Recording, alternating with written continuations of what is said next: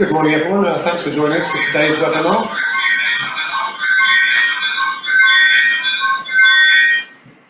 My name is Damon Howes. I'm a Volkswagen Master Tech here at Autologic, also a Technical Support Manager. My name is Mark Pendle. I'm the PSA Master Tech. My name is Keith Lisbon, BMW Master Technician and also Technical Support Manager. I'm Keith Chaff, BMW Support Technician. So during this webinar, we'll be covering diagnosis on BMW and Peugeot roofs. Also, we're going through VAG air conditioning diagnosis.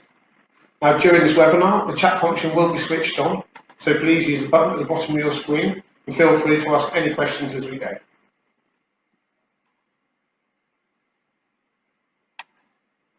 Okay guys, let's start. This is BMW. We have a lot of issues that we get coming through into Autologic. Just as an average for you guys, we get anything from 40 to 60 faults per day per technician. So the guys get a wealth of knowledge, and this is stuff that we can obviously feed back to you guys. It obviously builds quite a bit of a library of information. So hopefully this is just a taste of what we can deliver. So what we have is an E93 boot lid is bouncing, and on the check console it shows us the boot lid is open. Move forward.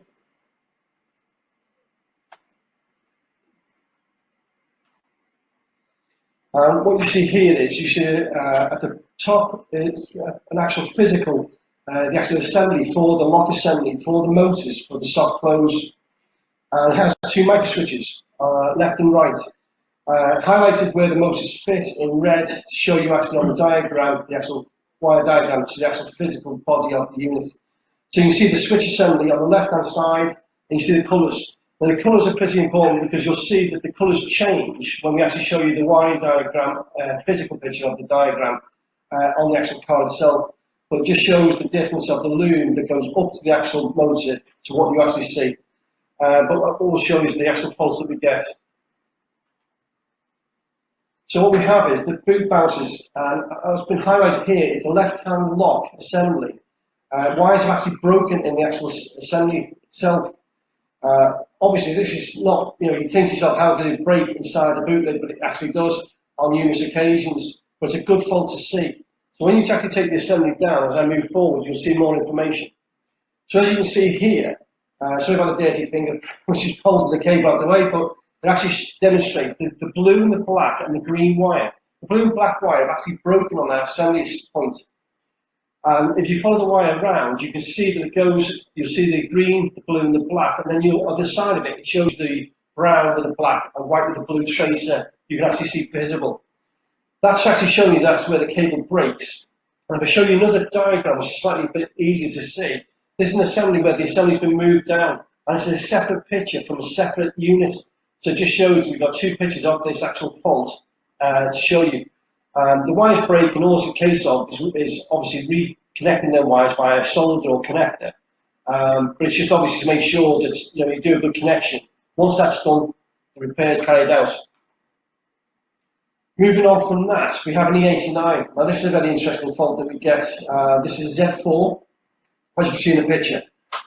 Roof doesn't operate. Moving forward, you can see the fault descriptions. Now we have A690, A692, and A691.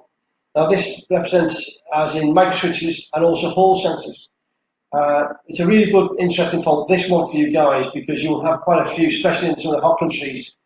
So if I move forward, what you'll see here is the microswitch hall sensors crack or the wiring breaks. So this is, you'll see this located in the rear hinge of the rear module. Now this is in the actual roof back section. Now obviously we've shown you a picture there which you can actually see, and hopefully this gives you a better understanding where these are. Now if I show you where these are located on the picture next, I've highlighted the actual microswitches, and the hall sensor is S188A, which is on the right hand side of the top picture. That one, if that goes faulty, because I haven't highlighted that one, that one really you can remove that and put a magnet across it to show the actual switching of the operation on your Autologic to be able to see that the actual switch is broken or cracked or the cable, just as a test for it.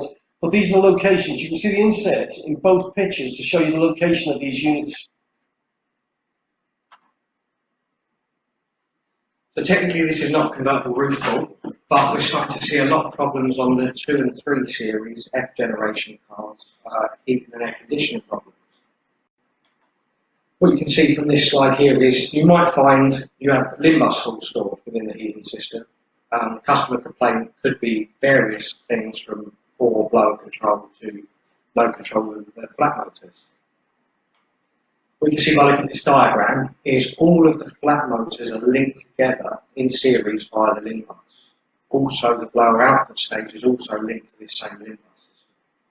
Ideally, you want an oscilloscope on there to check the Limbus data. If you don't have a Limbus, the other way you can approach this is if you pull up the full wiring diagram and move to the furthest away motor, disconnect the motors in sequence from furthest to closest to the heat and air conditioning panel, and see if you can get any operation back by doing this. What you can also see here is one of the problems we're starting to see now is actually broken wires where they're rubbing through. If you look at the right image, you can sort of see there where the wires have crimped or broken. It's quite a common problem. The other thing we're starting to see is also water ingress into the flat motors. That's just another highlight of the damaged wiring on the left. That was on the safety cell, wasn't it? It was, you know, we see a lot of this where the cables are actually being obviously tight against the actual safety cell of the cross member, and what it's done is actually rubbed through. Yeah, it's something that we're seeing quite a bit of, but it's good for you guys to actually get a visual on this. So E64 roof, so this is an old one, but it's still a good bit of information to have available. So E64 convertible roof fault comes up in the check control. You might look at the fault codes in there and you might see something for speed exceeded. Might not make sense at the time, but what that actually means is it believes the roof is open whilst you're driving the vehicle. What we tend to find here is the main pillar centre increment is reading incorrectly. Should read segment 1 when the roof is closed, but sometimes you find they read segment 2 or other segments when it's incorrect. This can be caused by a couple of different reasons, so either a faulty sensor, they can be distorted by temperature, and BMW did release a modified sensor for this issue. So Mini R57. So we've had a few problems with Mini R57s where the customer will complain that the roof appears to be working correctly, but the check control message is in the display when the roof's open. What this tends to be caused by is actually a misadjustment of the stowage lock and the locating point. What you see on the screen now is how you, or the bolts involved in adjusting this to set this correctly. And obviously what we've got here, we've just shown you the location and the procedure. The next slide will show you a bit more information, which I'll just move on to. This is really useful, but obviously I'm going to talk you through all this. It's just the setup, and obviously it gives you precise positioning of that locator. So if you follow the instructions, then you won't have any problems. It will clear the fault down. So what we'll do, we'll make this available to you after the presentation. So if you need it or you do come into this call, you have it available. Right, thank you very much for that. That's us guys finished. I'm going to move you to Mark Pendle, who will give you now Peugeot information on some of the fault codes he's had. Good morning, guys. Today we're going to cover the 206 and 207 cc convertible roofs. Just go through, they are more or less the same roof, with the improvement being on the 207, the later vehicle. So we have a hydraulic unit motor for the retractable roof that operates the boot cover and the moving rear parcel shelf and the roof itself, all controlled by an ECU. Specific oil is used in the motor itself. It can be overheated if you operate the roof too many times, and the roof will actually stop working. So on the reservoir itself, you've got a minimum maximum mark, a filling screw, and the drain screw with the oil pressure release screw. When you first see one of these, it's probably going to be because the roof is stuck in the boot. There is a quick override system you can try, which is listed there. Very basic, of switching the ignition off, pressing and holding the front electric window switches, switching the ignition to the first position, and you will hear some beeps within 6 seconds.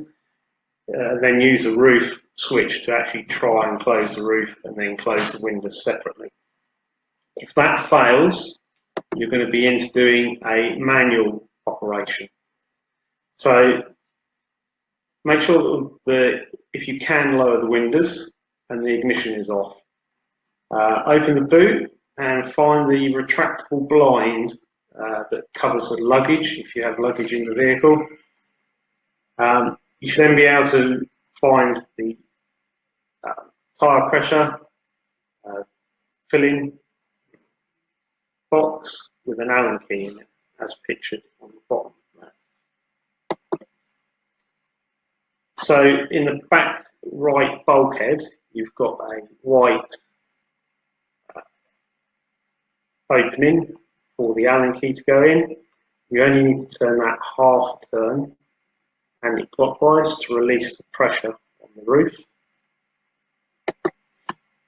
Once the pressure is released, depending on what year vehicle you've either got a pull cord, as pictured on the bottom picture, or just an opening in the trim on the left-hand side of the bulkhead. With the opening one, you can put the Allen key that you've just used into there and pull the ram forward. This releases the parcel shelf. Then on the corners the front of the boot, you've got two catches. You need to manually release these by operating the lock as highlighted on the left picture, and then the catch will release as highlighted in the right picture.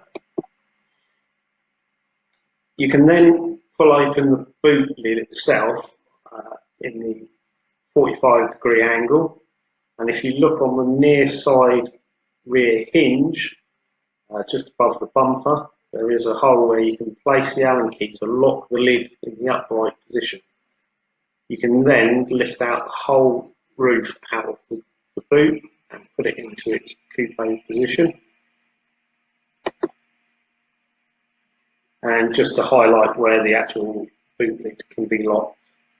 So now you can actually release that Allen key and push the boot lid back down, and then access the boot for any repairs needed to the micro switches or whatever's gone wrong with the roof itself. So getting the roof locked back down from the manual procedure, a little bit more tricky. So you pull the roof out of the boot and you shut the lid. You need to bring the catches back down and lock them to the hinges, the boot lid corner. You can just pull them down. There is a highlighted U-clip that needs to be pulled out once the catch is in place, and you need to turn that into a downward position and push it back in its hole. This gives you like a lockable boot that then the car can be driven. The boot will still be slightly loose, but it can be driven in that position. So just highlighting the actual clips, the way they rotate on the boot hinge.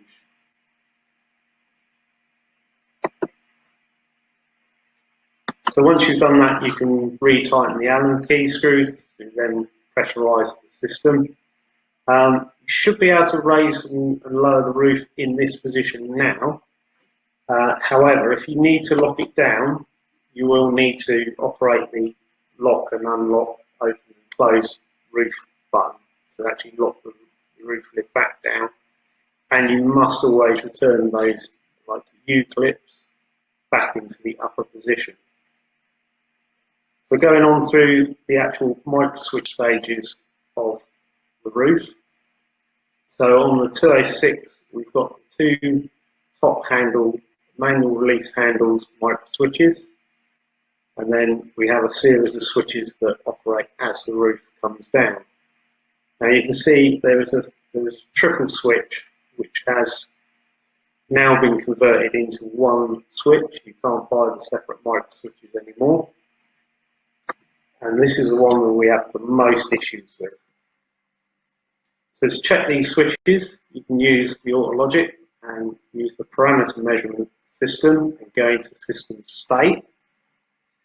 Here, as you can see highlighted, we've got all the various different switches, what state they will be in if the roof is up or if the roof is down in the boot. So it's a good quick check to have a look at the micro switches, where they are, to see if which one is actually gone faulty. So just going through the actual correct procedure of the way the roof should actually operate. So releasing the handles on the front and then operating the roof down button should drop all the windows on the vehicle. The tailgate will then lift and the boot will start to raise to go into the boot. Once it's in the boot, the parcel shelf will operate and come out. As you can see in the roof picture, highlighted A on the right, and then the boot lid will shut on it. So the parcel shelf, like I say, is the most problematic switch that we have. I've highlighted here on the left-hand side, it's the old style switches where they're individually adjustable and individually available switches. On the right-hand side is a picture of the switch that you get from Peugeot now. They've put all three micro switches on one circuit board, and it's not adjustable, it's just a screw-in part. So the picture below, this is the only micro switch on the system that uses an internal resistance of 6.8 kilo ohms of when the switch is either open circuit or closed circuit, depending on the position of the roof and the actual parcel shelf itself. So you can test that switch by a multimeter, checking the resistance across pins 2 and 1 and 3 to see where the contacts are actually in the relation to where the roof is. So just going through some outputs and inputs on the actual roof ECU. On the 206cc, the roof ECU is next to the hydraulic pump. You will need to take out the boot lining to see the pump and the ECU, so it's unlike the bulkhead of the boot itself. On the 207, however, it's in a much awkward place, so you have to take the rear seats out, and it's on the middle of the rear seat upright. So, like, just going through some common faults. If you ever need to replace an ECU, they are just plug and play. There's no configuration. The only programming you will need to do is by operating the roof, either manually up and down, and then electronically up and down to allow it to program the positions. Let's say we have other common issues with the front blocking handles. The micro switches tend to stick there. They kind of get a little bit dirty, and the little rubber grommet that sticks around the switch to protect it sort of goes hard and stops the switch from operating. The loom on the rear left hinge, it's very hard to see. There is a micro switch down the bottom of that hinge in the near side rear inner wing, but it does rub through. You should be able to see like a gauze cover that sits over the loom. It can break within that cover, and then we have the roof ECU failing. The most common issue for that would be that it actually controls the windows and stops the windows from working. So just going on to the differences for the 207cc, the only real different switch on that is the centre switch in the top of the roof. These are hydraulic release catches instead of manual on the front of the roof, and there is a switch there that tells it where the position of the actual hydraulic ram is for that release. So that's the only real difference. The rest of the roof operates exactly the same with the same switches and locations of switches. And again, just going through the parameter measurements for a 207cc roof position switches, previous slide, and states they're in. Now the 207 makes it a lot more clear on their parameters because they do each individual switch. And you can check whether they're opened or closed. So going through those slides there, position states when the roof is up in the coupe position, and then the position state is for the cabriolet position when the roof is in the coupe. I hope you find this a little bit helpful, a little bit more insightful for a CC roof. I'm now going to hand you over to Damon for the VAG presentation.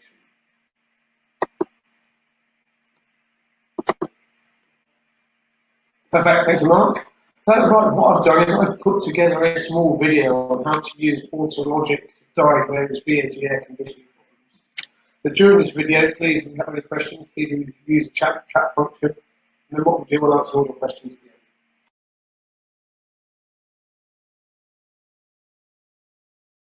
Good morning, my name's Damon. I'm one of the VAG master technicians here at AutoLogic Diagnostics, and over the next 5 minutes or so, I'd like to talk you through the air conditioning diagnosis procedure across the VAG range. Before we can start analysing any of our live data, a few prerequisites need to have been met. So firstly, make sure the vehicle is running. We need to also then make sure that the air conditioning is set to the cold position, the heater blower is on, and the AC button is depressed. Now we're ready to connect our AutoLogic. Once connected, we need to automatically detect the vehicle. Once we've run into the vehicle itself, then we're going to select body, and then heating, and then into air conditioning. Next, we're going to start looking at some dynamic data. So for this, into dynamics, common measuring groups, and now we're going to select general information. So in front of us, the bits of live data we have is compressor off code, our engine speed, and on the following group, we'll have our compressor current. At the moment, showing our compressor is drawing no current.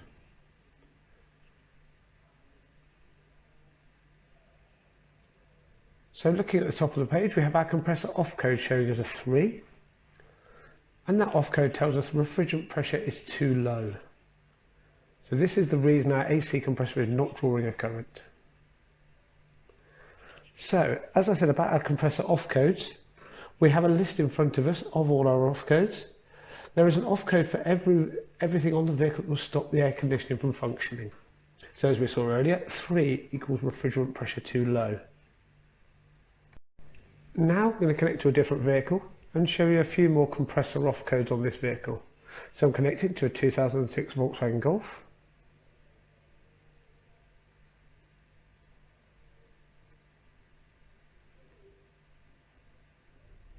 And then once connected, we're going to do the same again. We're going to go into body, into heating, select air conditioning,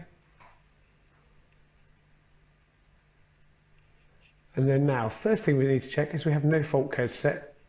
Any fault codes can stop the air conditioning compressor from being operated. So on this vehicle, we have no fault codes. So next we have a button, common symptoms, air conditioning not cold. So this tells us at the moment we have a shut-off condition of 0, which means compressor is running, and we have a current being drawn of 0.82 of an amp. This would suggest that the compressor is not physically compressing air conditioning gas, hence the air conditioning is not getting cold.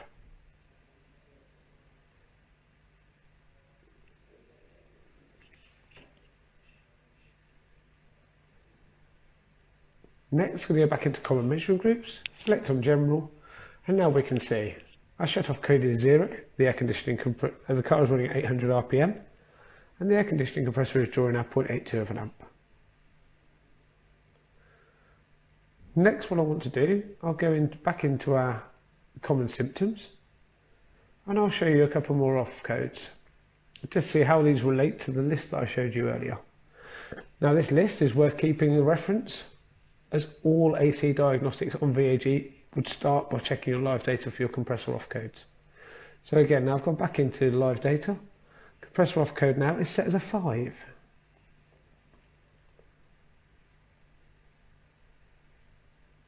So common symptoms, air conditioning, air not cold, a 5, and then we begin test. Tells us that there's not detected an engine speed.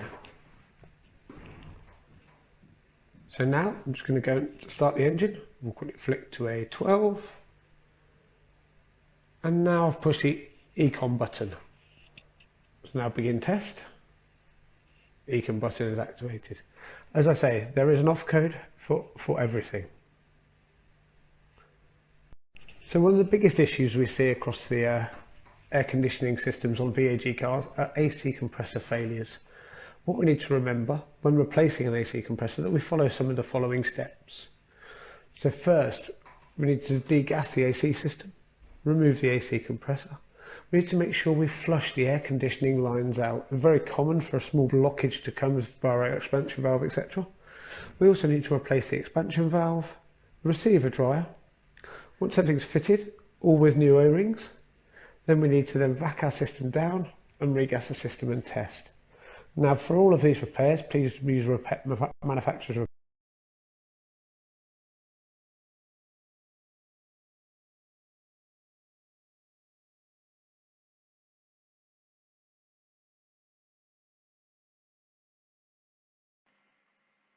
And if you're interested in any of the possible products or services that Autologic offer, please do click the box on the side of your screen.